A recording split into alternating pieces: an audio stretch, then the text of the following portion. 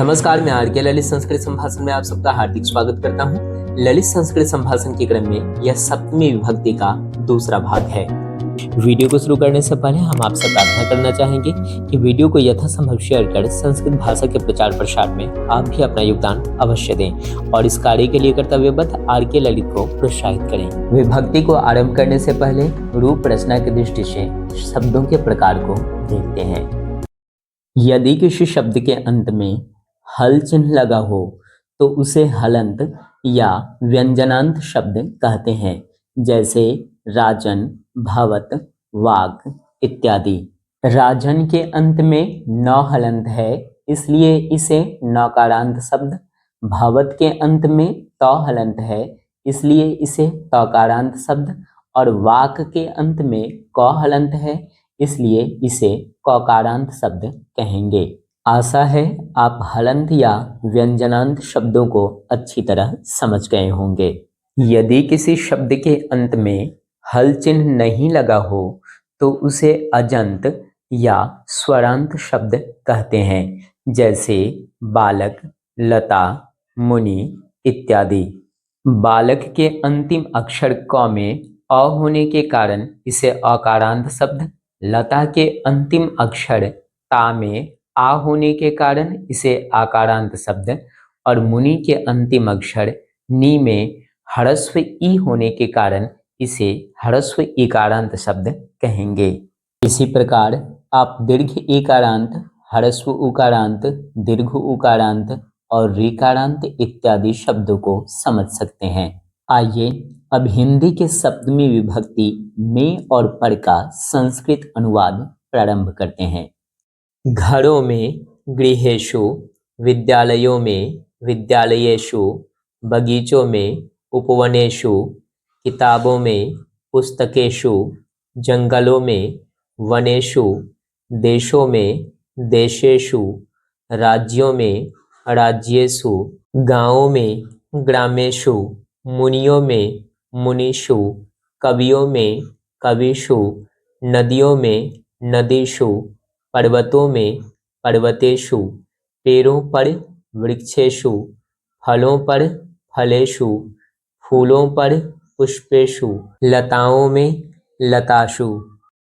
इन उदाहरणों से स्पष्ट है कि बहुवचन हिंदी शब्द के बाद यदि में और पर का प्रयोग हो तो उसके संस्कृत अकारांत शब्द के अंत में एकार के साथ शु का प्रयोग किया जाता है, जैसे घरों में गृहेषु, विद्यालयों में विद्यालयेषु इत्यादि।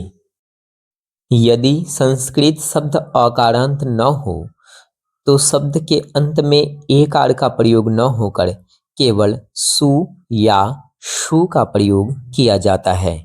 आइए इसे विभिन्न उदाहरणों से समझते हैं।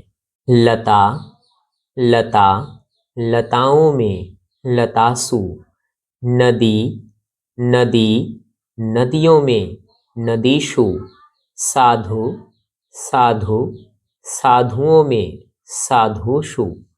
माता, मातृ, माताओं में मातृषु।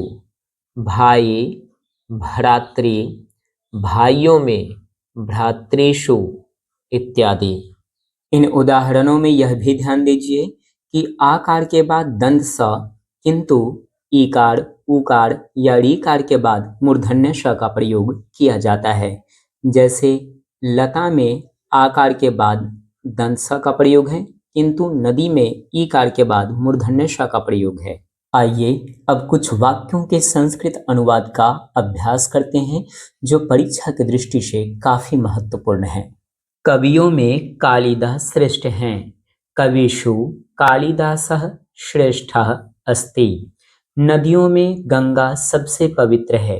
नदीषु गंगा पवित्रतमा अस्ति। पर्वतों में हिमालय सबसे ऊंचा है। पर्वतेषु हिमालयः उच्चतमः अस्ति। राजाओं में दशरथ प्रसिद्ध हैं। राजसु दशरथः प्रसिद्धः अस्ति। लड़कियों में रागिनी सबसे सुंदर है। बालिकासु रागिनी सुंदरतमा अस्ति। लड़कों में नरेश सबसे चालाक है। बालकेषु नरेशः चतुर्थतमः अस्ति। फलों में आम सबसे मीठा है। फलेषु आम्रम मधुरतमम अस्ति।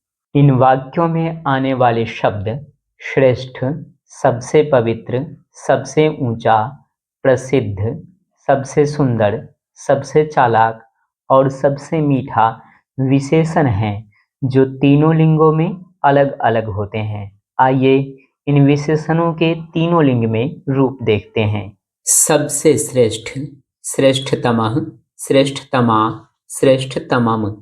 सबसे पवित्र, पवित्रतमः, पवित्रतमा, पवित्रतमम्। सबसे ऊंचा, उच्चतमः, उच्चतमा, उच्चतमम्। सबसे प्रसिद्ध, प्रसिद्धतमः, प्रसिद्धतमा, प्रसिद्धतमम्।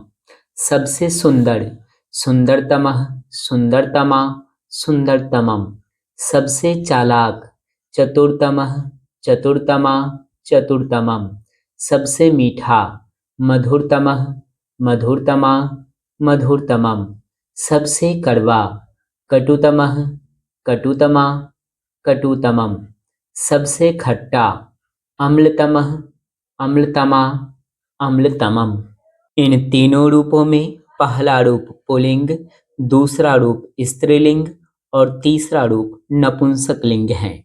आज के लिए इतना ही। आप अपनी समस्याओं को कमेंट में जरूर लिखें। शेष अगले भाग में सीखेंगे। तब तक के लिए आर के ललित को दीजिए अनुमति। नमस्कार।